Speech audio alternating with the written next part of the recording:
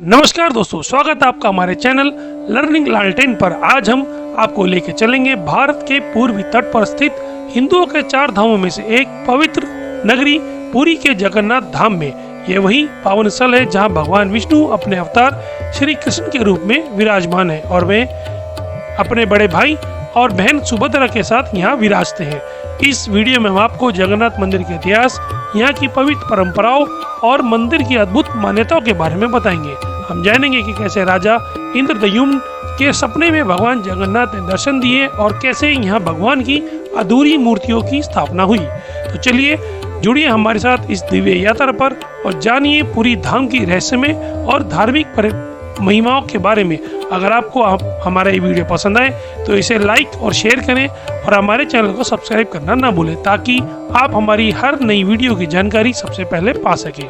तो दोस्तों शुरू करते हैं। दोस्तों, माना जाता है कि भगवान विष्णु जब चारों धामों पर अपने बसे धामों की यात्रा पर आते हैं तो सबसे पहले हिमालय की ऊंची चोटी पर बने अपने धाम बद्रीनाथ में स्नान करते हैं। इसके पश्चात पश्चिम में गुजरात के द्वारिका में वस्त्र पहनते हैं। इसके बाद पुरी में भोजन करते हैं और अंत में दक्षिण में रामेश्वर में विश्राम करते हैं। द्वापर युग के बाद भगवान श्री कृष्ण पुरी में निवास करने लगे और बन गए जग के नाथ अर्थात जगन्नाथ। पुरी का जगन्नाथ धाम 4 धामों में से एक है। यहाँ भगवान जगन्नाथ अपने बड़े भाई बलभद्र और बहन सुभद्रा के साथ विराजते हैं। हिंदुओं की प्राचीन और पवित्र 7 नगरियों में पुरी उड़ीसा के समुद्री तट पर बसा है। जगन्नाथ मंदिर विष्णु के 8वें अवतार श्री कृष्ण को समर्पित है।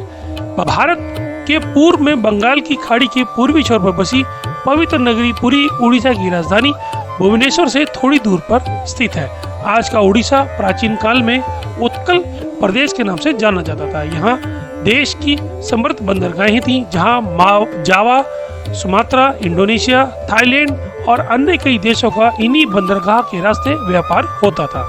पुराणों में इसे धरती का वैकुंठ भी कहा गया है। ये भगवान श्री विष्णु के 4 धामों में से एक है। इसे श्री क्षेत्र, श्री पुरुषोत्तम क्षेत्र, शाक क्षेत्र, नीलांचल, नीलगिरी और जगन्नाथपुरी भी कहते हैं। यहाँ लक्ष्मीपति विष्णु ने तरह तरह की लीलाएं की थी। ब्रह्म और स्कंद पुराण के अनुसार यहाँ भगवान विष्णु पुरुषोत्तम नील माधव के रूप में अवतरित हुए और सबर जनजाति के परम पूज्य देवता बन गए। सबर जनजाति के देवता होने के कारण यहाँ भगवान जगन्नाथ का रूप कबीलाई देवताओं की तरह है। पहले कबीले के लोग अपने देवताओं की मूर्तियों को काष्ठ यानी लकड़ी से बनाया करते थे। जगन्नाथ मंदिर में सबर जाति के पुजारियों के अलावा ब्राह्मण पुजारी भी हैं।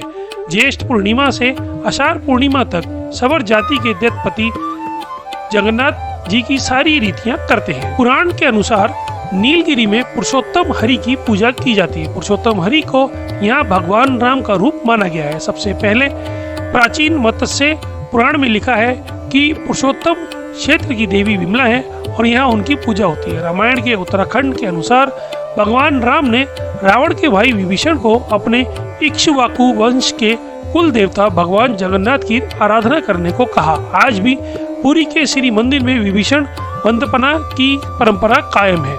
स्कंद पुराण में पुरी धाम का भौगोलिक वर्णन मिलता है। स्कंद पुराण के अनुसार पुरी एक दक्षिणवर्ती शंख की तरह है और यह 5 कोस यानी 16 किलोमीटर क्षेत्र में फैला है। माना जाता है कि इसका लगभग 2 कोस क्षेत्र बंगाल की खाड़ी में डूब चुका है। इसका उदर है समुद्र की सुनहरी रेत जिसे महोदती का पवित्र जल धोता रहता है। सिर वाला क्षेत्र पश्चिम दिशा में है जिसकी रक्षा महादेव करते हैं। शंख के दूसरे घेरे में शिव का दूसरा रूप ब्रह्मा कपाल मोचन विराजमान है। माना जाता है कि भगवान ब्रह्मा का एक सिर महादेव की हथेली से चिपक गया था और वह यहीं आकर गिरा था। तभी से यहाँ पर महादेव की ब्रह्म रूप में पूजा करते हैं। शंख के तीसरे व्रत में माँ विमला और नाभि स्थल में भगवान जगन्नाथ रथ सिंहासन पर विराजमान है। आइए जानते हैं अब इस मंदिर के इतिहास के बारे में। इस मंदिर का सबसे पहला प्रमाण महाभारत के वन पर्व में मिलता है। कहा जाता है कि सबसे पहले सबर आदिवासी विश्ववसु ने नील माधव के रूप में इनकी पूजा की थी। आज भी पुरी के मंदिर में कई सेवक हैं जिन्हें दैत्यपति के नाम से जाना जाता है। राजा इंद्रद्युम्न ने बनाया था यह मंदिर। राजा इंद्रद्युम्न मालवा का राजा था जिनके पिता का नाम भारत और माता का नाम सुमति था। राजा को अपने सपने में हुए थे भगवान जगन्नाथ के दर्शन। कई ग्रंथों में राजा इंद्रद्युम्न और उनके यज्ञ के बारे में विस्तार से लिखा है। उन्होंने यहाँ कई विशाल यज्ञ किए और एक सरोवर बनवाया। एक रात राजा को भगवान विष्णु ने उसके सपने में दर्शन दिए और कहा, नीलांचल पर्वत की एक गुफा में मेरी एक मूर्ति है, उसे नील माधव कहते हैं। तुम एक मंदिर बनवाकर उसमें मेरी यह मूर्ति स्थापित कर दो। राजा ने अपने सेवकों को नीलांचल पर्वत की खोज में भेजा। उनमें से एक था ब्राह्मण विद्यापति। विद्यापति ने सुन रखा था कि सबर कबीले के लोग नील माधव की पूजा करते हैं और उन्होंने अपने देवता की इस मूर्ति को नीलांचल पर्वत की गुफा में छुपा रखा है। वह ये भी जानता था कि सबर कबीले के मुखिया विश्ववसु नील माधव का उपासक है और उसी ने मूर्ति को गुफा में छुपा रखा है। चतुर विद्यापति ने मुखिया की बेटी से विवाह कर लिया। आखिर में वह अपनी पत्नी के जरिए नील माधव की गुफा तक पहुंचने में सफल हो गया। उसने मूर्ति चुरा ली और राजा को लाकर दे दी। विश्ववसु ने अपने आराध्य देव की मूर्ति चोरी होने से बहुत दुखी हुआ और अपने भक्त के दुख से भगवान भी दुखी हुए। भगवान गुफा में लौट आए, लेकिन साथ ही राजा इंद्रद्युम्न से वादा किया कि वो एक दिन उसके पास जरूर लौटेंगे, बशर्ते कि वो एक दिन उनके लिए विशाल मंदिर बनवा दे। राजा ने मंदिर बनवा दिया और भगवान विष्णु से मंदिर में विराजमान होने के लिए कहा। भगवान ने कहा, तुम मेरी मूर्ति बनाने के लिए समुद्र में तैर रहा पेड़ का बड़ा टुकड़ा उठाकर लाओ, जो द्वारिका से समुद्र में तैरकर पुरी आ रहा है। राजा के सेवकों ने उस पेड़ के टुकड़े को ढूंढ लिया, लेकिन सब लोग मिलकर भी उस पेड़ के टुकड़े को उठा नहीं पाए। तब राजा को समझ आया कि नील माधव के अनन्य भक्त सबर कबीले के मुखिया विश्ववसु ही उनकी सहायता कर सकते हैं। सब उस वक्त हैरान रह गए जब विश्ववसु भारी भरकम लकड़ी को उठाकर मंदिर तक ले आए। अब बारी थी लकड़ी से भगवान की मूर्ति बनाने की। राजा के कारीगरों ने लाख कोशिश की, लेकिन कोई भी लकड़ी से एक छैनी तक भी नहीं चला सका। तब तीनों लोगों के कुशल कारीगर भगवान विश्वकर्मा एक बूढ़े व्यक्ति का रूप धरकर आए। उन्होंने राजा को कहा कि नील माधव की मूर्ति वह बना सकते हैं, लेकिन उन्होंने साथ ही एक शर्त भी रख दी कि वह मूर्ति 21 दिन में बनाएंगे, लेकिन वह 21 दिन मूर्ति अकेले में बनाएंगे, कोई उनको बनाते हुए नहीं देख सकता। उनकी शर्त मान ली गई। लोगों को आरी, छेनी, हथौड़ी की आवाज आती रही। राजा इंद्रद्युम्न की रानी गुंडीचा अपने आप को रोक नहीं पाई। वह दरवाजे के पास गई तो उसे कोई आवाज सुनाई नहीं दी। वह घबरा गई। उसे लगा बूढ़ा कारीगर मर गया है। उसने राजा को इसकी सूचना दी। अंदर से कोई आवाज सुनाई नहीं दे रही है, तो राजा को भी ऐसा लगा।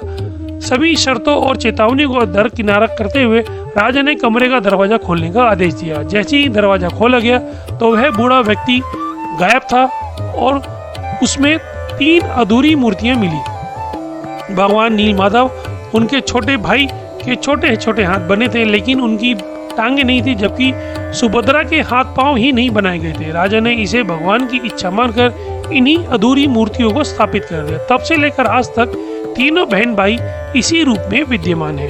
वर्तमान में जो मंदिर है वह 7वीं सदी में बनवाया गया था। हालांकि इस मंदिर का निर्माण ईसा पूर्व 2 में ही हुआ था।